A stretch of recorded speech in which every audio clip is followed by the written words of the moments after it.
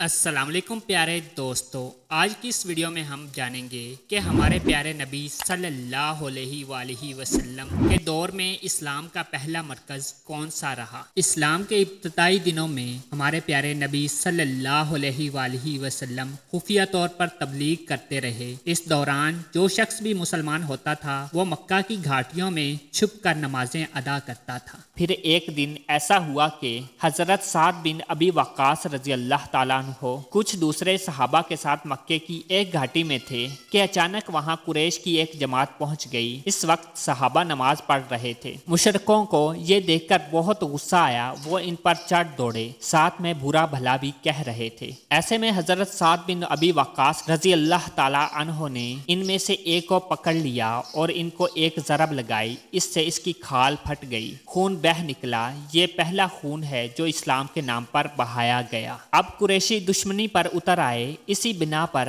نبی کریم صلی اللہ علیہ وآلہ وسلم حضرت ارقم رضی اللہ تعالیٰ عنہ کے مکان پر تشریف لائے تاکہ دشمنوں سے بچاؤ رہے۔ اس طرح حضرت ارقم رضی اللہ تعالیٰ عنہ کا یہ مکان اسلام کا پہلا مرکز بنا۔ اس مکان کو دار ارقم کہا جاتا ہے۔ نبی کریم صلی اللہ علیہ وآلہ وسلم کے دار ارقم میں تشریف لانے سے پہلے لوگوں کی ایک جماعت مسلمان ہو چکی تھی۔ اب نماز دار ارقم میں ادا ہونے لگی۔ نبی کریم صلی اللہ علیہ وآلہ وسلم صحابہ کرام رضی اللہ تعالیٰ عنہم کو وہیں پر نماز پڑھاتے، وہیں بیٹھ کر عبادت کرتے اور مسلمانوں کو دین کی تبلیغ دیتے۔ اس طرح 3 سال گزر گئے۔ پھر اللہ تعالیٰ نے آپ کو اعلانیہ تبلیغ کا حکم فرمایا۔ اعلانیہ تبلیغ کی ابتدا بھی دار ارقم سے ہوئی۔ پہلے آپ یہاں خفیہ طور پر دعوت دیتے رہے تھے، یہاں تک کہ اللہ تعالیٰ نے سورہ شعراء میں آپ کو حکم فرمایا اور آپ اپنے نزدیک کے اہل خاندان کو ڈرائیے۔ یہ حکم ملتے ہی آپ کافی پریشان ہوئے، یہاں تک کہ آپ کی پھوپھیوں نے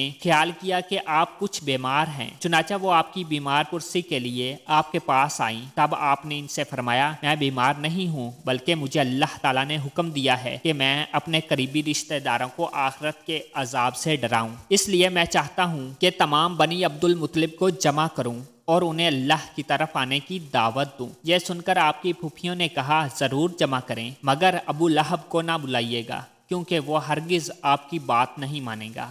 ابو لہب کا دوسرا نام عبد الاعزا تھا۔ یہ آپ کا چچا تھا اور بہت خوبصورت تھا، مگر بہت سنگ دل اور مغرور تھا۔ دوسرے دن نبی کریم صلی اللہ علیہ وآلہ وسلم نے بنی عبد المطلب کے پاس دعوت بھیجی۔ اس پر وہ سب آپ کے ہاں جمع ہو گئے۔ ان میں ابو لہب بھی تھا۔ اس نے کہا، یہ تمہارے چچا اور ان کی اولادیں جمع ہیں، تم جو کچھ کہنا چاہتے ہو کہو اور اپنی بے دینی کو چھوڑ دو۔ ساتھ ہی تم یہ بھی سمجھ لو کہ تمہاری قوم میں یعنی ہم میں اتنی طاقت نہیں ہے کہ تمہاری خاطر سارے عربوں سے دشمنی لے سکیں، لہٰذا اگر تم اپنے معاملے پر اڑے رہے تو خود تمہارے خاندان والوں ہی کا سب سے زیادہ فرض ہوگا کہ تمہیں پکڑ کر قید کر دیں، کیونکہ قریش کے تمام خاندان اور قبیلے تم پر چڑھ دوڑیں۔ اس سے تو یہی بہتر ہوگا کہ ہم ہی تمہیں قید کر دیں۔ اور میرے بھتیجے، حقیقت یہ ہے کہ تم نے جو چیز اپنے رشتہ داروں کے سامنے پیش کی ہے، اس سے بدتر چیز کسی اور شخص نے آج تک پیش نہیں کی ہوگی۔ آپ نے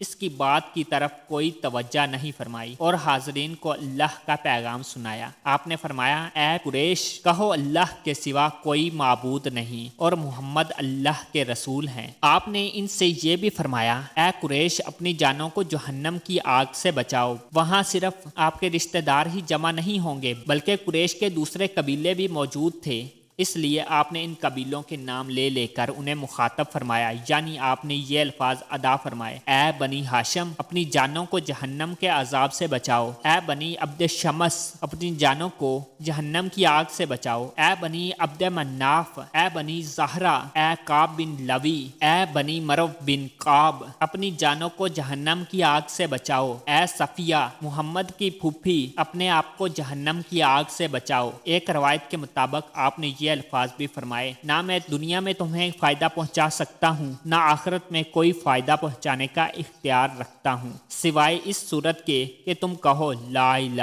الا اللہ۔ چونکہ تمہاری مجھ سے رشتہ داری ہے اس لیے اس کے بھروسے پر کفر اور شرک کے اندھیروں میں گم نہ رہنا۔ اس پر ابو لہب آگ بگولا ہو گیا۔ اس نے تل ملا کر کہا، تو ہلاک ہو جائے، کیا تو نے ہمیں اسی لیے جمع کیا تھا؟ پھر سب لوگ چلے گئے۔